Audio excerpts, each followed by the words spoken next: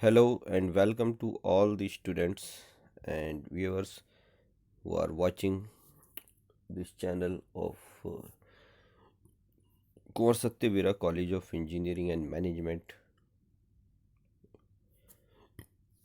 which is an educational channel, and I am Muhammad Arshad providing an important lecture here through the YouTube channel of this important educational institute. Calorific value is the topic of today's lecture. Fuel में calorific value of a fuel और calorific value एक important topic आता है जिससे हमें ये पता चलता है कि फ्यूल की एफिशिएंसी क्या है, फ्यूल कितनी पावर रखता है, फ्यूल कितनी ताकत से बर्न होता है।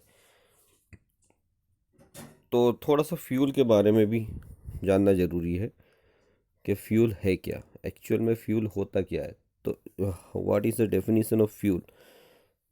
तो फ्यूल को हम सिंपली डिफाइन कर सकते हैं कि fuel is a kind of a substance और a chemical which can burn easily and provide a huge amount of heat after burning. For an example, fuel can be classified into a few categories as you show.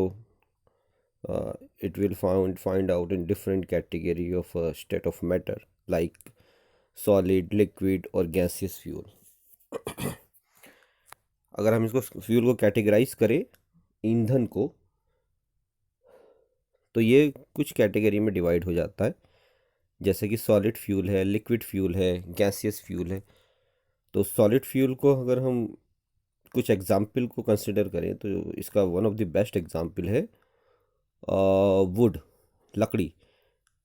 Other examples also can be define, can be studied, that is coal. तो wood and coal are the good example of solid fuel.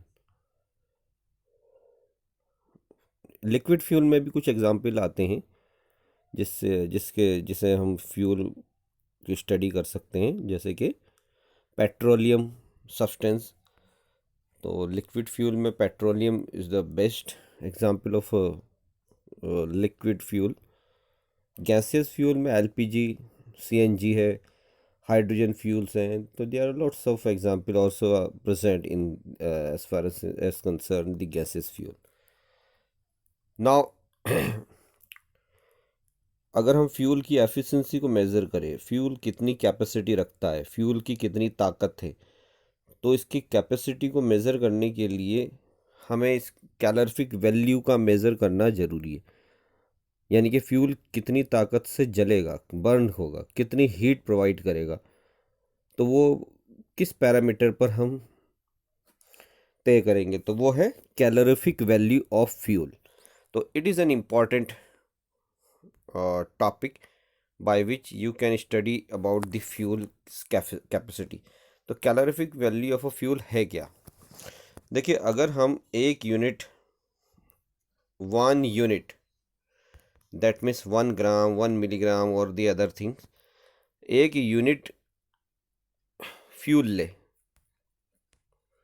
और उसको जलाएं, burn करें, completely burn करें, यानी कि पूरी तरीके से उसको जला दें। जलने के बाद में वो कुछ अमाउंट में हीट निकालेगा। तो amount of heat liberated when 1 unit mass of solid और लिक्विड फ्यूल, एक यूनिट मास सॉलिड या लिक्विड फ्यूल का या 1 वॉल्यूम गैसियस फ्यूल का बर्न करे, जलाएं, और after burning it will provide the total amount of heat in the form of calorie, that is known as fuel. यानी कि 1 ग्राम सॉलिड या लिक्विड फ्यूल ले या 1 वॉल्यूम गैसियस फ्यूल ले और उसको जलाएं हम, जलाने के बाद में जितनी हीट निकलती है उसमें से वो हीट एनर्जी की फॉर्म में होगी, उसे हम कैलोरी में कन्वर्ट करेंगे और कैलोरी में कन्वर्ट करी हुई वो हीट टोटल कहलाएगी calorific value of a fuel. Now by the definition, how can you define the definition of the calorific value of a fuel? So the total quantity of a heat produced when a unit mass of solid or liquid fuel or unit volume of gaseous fuel is burned completely. ठीक है, तो 1 unit of calorific value. Now study the what is the unit of this calorific value. तो calorific value की unit क्या है? Calorie पर ग्राम. Calorie पर ग्राम और किलो कैलोरी पर ग्राम. ठीक है, 1 unit of fuel completely burn. अगर 1 unit कंप्लीटली फ्यूल को हम बर्न करें, जलाएं, तो टोटल हीट जो लिबरेट होगी, बाहर निकल कर आएगी, उसे कैलोरी में कन्वर्ट कर लेते हैं, तो वो अमाउंट कहलाती है कैलोरीफिक वैल्यू ऑफ फ्यूल. देखिए, कैलोरीफिक वैल्यू 2 तरह की होती है. अच्छा, अगर एक फ्यूल को हम जलाए तो what are the suitable condition by which a fuel can be burn. तो एक फ्यूल को जलने के लिए सुटेबल कंडीशन क्या होती है? तो suitable condition of a fuel when fuel can be burn completely. First thing is that fuel has the combustible substance. That means fuel के अंदर वो चीज़ें होनी ज़रूरी है जो कि जल जाए. Combustible substance, that means fuel में ज़्यादातर मटेरियल ऐसा हो जो जल जाए, यानी कि होल बर्न हो जाए. सेकंड थिंग्स है the availability of oxygen. Oxygen होगी, ऑक्सीजन मिलेगी तो फ्यूल जलेगा, नहीं तो नहीं जलेगा. तीसरी चीज़ है प्रॉपर इग्निशन टेम्परेचर का होना भी ज़रूरी है. प्रॉपर इग्निशन टेम्परेचर का होना ज़रूरी है. That means a little amount of heat or a temperature by which a fuel can get and gets fire. तो वो कम अमाउंट में हीट या टेम्परेचर हम फ्यूल को दे दें ताकि वो फ्यूल जल जाए, तो उसे कहते हैं ignition temperature. Now let us फिर दोबारा से उसी टॉपिक पर आते हैं. Calorific value of a fuel, it can be divide into the 2 category. That means the type of a fuel. That means the type of a calorific value. The calorific value can be categorized into 2 forms. First one is the gross calorific value of a fuel. That means GCV. Gross, that means G. Calorific, that means C. Value, that means V. So gross calorific value of a fuel, or it can also known in the other name, that is the higher calorific value. That means HCV. तो GCV आ जाए या HCV आ जाए, दोनों का मतलब एक ही है, अलग अलग नहीं है. ध्यान रहे स्टूडेंट्स. सेकंड चीज़ है, या second type of calorific value है नेट कैलोरीफिक वैल्यू, यानी कि NCV, और इसे अदर नेम में हम जानते हैं LCV, यानी कि lower calorific value of a fuel. So it is clear that GCV, gross, that means the calorific value of a fuel is categorized. Calorific value of a fuel is categorized into 2 types. First one is the GCV, gross calorific value of a fuel, or HCV, higher calorific value of a fuel. And the second category is that net calorific value of a fuel, NCV, net calorific value of a fuel, और LCV, lower calorific value of a fuel. तो GCV और NCV, GCV और SCV एक ही है, NCV और LCV एक है. तो इस तरह से कैलोरीफिक वैल्यू को हम 2 पार्ट में डिवाइड करेंगे. और दोनों को अलग अलग कैटेगराइज करें और डिफाइन करते हैं। तो फर्स्ट डेफिनेशन क्या निकल कर आती है कैलोरीफिक वैल्यू की, वो है gross calorific value of a fuel. तो gross calorific value of a fuel को हम डिफाइन करते हैं जिसको जीसीवी के नाम से जानते हैं। तो gross calorific value of a fuel और higher calorific value of a fuel है क्या एक्चुअल में इन दोनों को हम अलग अलग किस तरह से समझ सकते हैं, इसे समझने के लिए हमें एक चीज़ जानना होगा। देखिए फ्यूल के अंदर क्या चीज़ें होती है जो कि जलती है। फ्यूल के अंदर मेनली एक तो होता है कार्बन और एक होता है हाइड्रोजन जो कि जलता है, ठीक है। अगर फ्यूल को हम बर्न करें, जलाएं, बहुत ध्यान से समझिएगा, फ्यूल को अगर हम जलाते हैं तो ये दोनों चीज़ें ऑक्सीडाइज हो जाती है, यानी कि कार्बन ऑक्सीजन से रिएक्शन करके कार्बन डाइऑक्साइड बना लेती है, बदले में huge amount of heat liberated होती है, ठीक है, huge amount of heat liberated होती है। दूसरी चीज़ है हाइड्रोजन जो होता है, hydrogen which can play an important role in the fuel. what is the role it can play in the fuel? That means hydrogen will also getting oxygen from the environment to form two molecule of water and heat is liberated. So carbon form carbon dioxide when it can be burned in the fuel, CO2 plus heat, energy और heat। तो इस तरह से carbon oxygen के साथ में reaction करके carbon dioxide बनाएगी और बदले में आपको हीट मिलेगी। हाइड्रोजन अगर होगा इसमें तो ऑक्सीजन से रिएक्शन करके वाटर वेपर बना लेता है, ठीक है। ये जो वाटर वेपर है H2O, ऐसा फ्यूल जिसके अंदर हाइड्रोजन होती है, ऐसा फ्यूल जिसके अंदर हाइड्रोजन होता है। अब फ्यूल को जब हम जलाते हैं तो कार्बन कार्बन डाइऑक्साइड में कन्वर्ट हो जाता है, हाइड्रोजन वाटर में सब कन्वर्ट हो जाता है, और जो हीट हमें एज इट इज़ मिल जाती है उसी टाइम पर, जिस टाइम हमने फ्यूल जलाया, तो वो सारी हीट कहलाती है नेट कैलोरीफिक वैल्यू। वो सारी हीट कहलाएगी नेट कैलोरीफिक वैल्यू, ठीक है। उसे क्या नाम देंगे हम? उसे नाम देंगे नेट कैलोरीफिक वैल्यू। और अगर फ्यूल को जलाने के बाद, फ्यूल को बर्न करें, जलाने के बाद में वो जले और कार्बन डाइऑक्साइड और वाटर वेपर मिलकर बनती है और हीट मिलती है, इस हीट को तो हम एज इट इज़ ले लेते हैं। प्लस ये जो वाटर वेपर बनकर तैयार होता है फ्यूल में, ये जब कंडेंस होता है,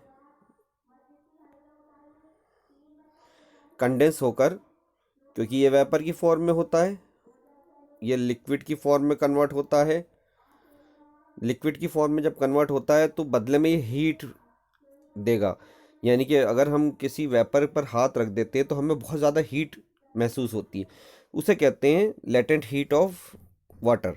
लेटेंट हीट ऑफ वाटर को अगर इसमें शामिल कर लेते हैं तो एक तो actual heat plus latent heat of the water और वाटर वेपर, उसे इंक्लूड कर लें अगर हम, तो टोटल हीट मिलकर तैयार होती है ग्रॉस कैलोरीफिक वैल्यू। तो ग्रॉस कैलोरीफिक वैल्यू जो है टोटल हीट है, ठीक है ना।